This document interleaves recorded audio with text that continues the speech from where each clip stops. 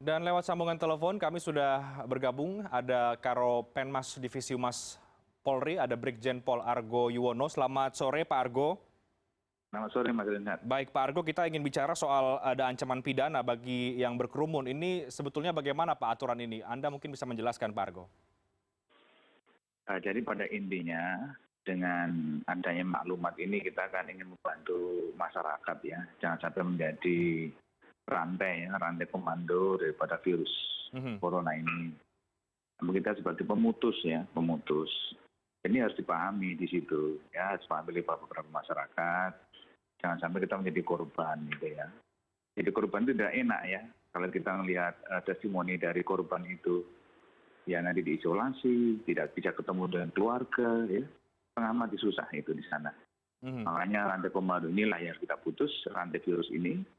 Jangan sampai masalah jadi korban ya. Tentunya kita akan tetap mempergunakan preventif yang humanis ya di dalam melaksanakan kegiatan tersebut itu. Oke. Biar masyarakat paham, biar masyarakat mengetahui gitu ya, untuk dipahami, untuk masyarakat dipahami. Oke. Sampai kita menjadi korban itu. Demikian Mas Yadad. Baik, Pak Argo, ini dasar hukumnya peraturan pasal 14 ayat 1 Undang-Undang nomor 4 ya Pak ya, tahun 84 dan betul begitu Pak Argo? Jadi kita harus melihat unsurnya dulu seperti apa. Memang ada, nah kalau kita sudah dinyatakan tentang wabah penyakit, ada undang-undangnya ya. Yaitu di Undang-Undang 4 tahun 84. Kalau misalnya nanti berkaitan dengan karantina, kalau unsurnya memenuhi syarat, bisa undang-undang karantina. Bisa juga dengan undang-undang KUHP.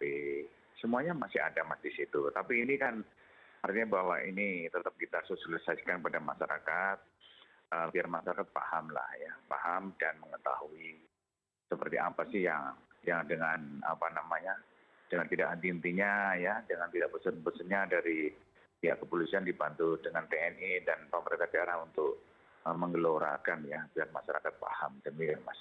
Oke, baik. Ancaman pidananya berapa tahun sih Pak? Dan apa kemudian kriteria atau yang dikatakan ini berkerumun kemudian bisa dikenakan sanksi secara tegas begitu, ini seperti apa? Karena kan sampai hari ini masih banyak juga masyarakat yang berkerumun sebenarnya.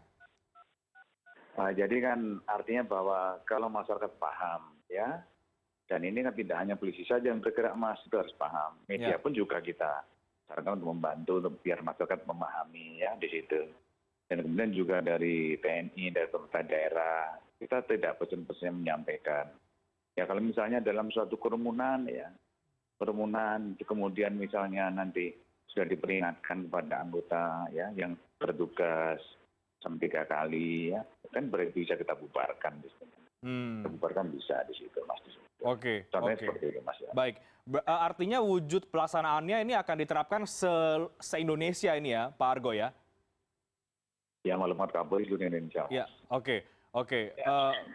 Apa yang akhirnya mempertimbangkan situasi apa yang akhirnya mendasari bahwa memang ini perlu ditegakkan dalam bentuk hukum gitu? Apakah karena memang melihat tampaknya pergerakan masyarakat juga tidak bisa dihindari atau seperti apa Pak Argo? Jadi sebenarnya sudah kita sampaikan sudah beberapa hari yang lalu ya sudah banyak paham juga. Kalau kita mempertimbangkannya situasi nasional Mas, sebenarnya dengan cepatnya penyebaran COVID-19.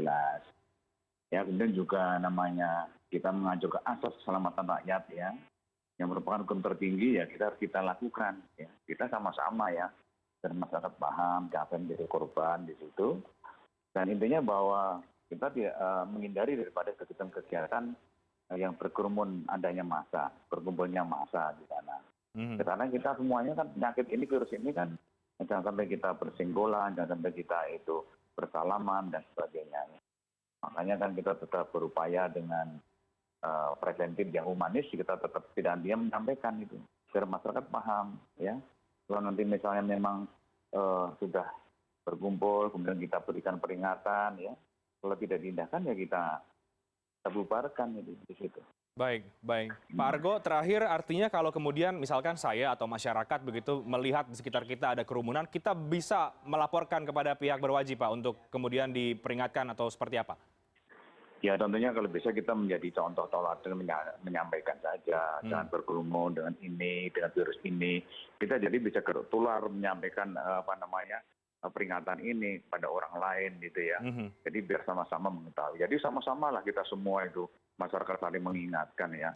Kalau semuanya satu persatu saling mengingatkan kan enak itu semuanya bisa mengerti semuanya di sana ya. Baik. Jadi tidak hanya polisi saja yang jadi tumbuhan, tapi semuanya kita sama-sama berjalan. Baik, terima kasih banyak Pak Argo Yuwono sudah berbagi informasi terhadap kami di Newsroom sore hari ini.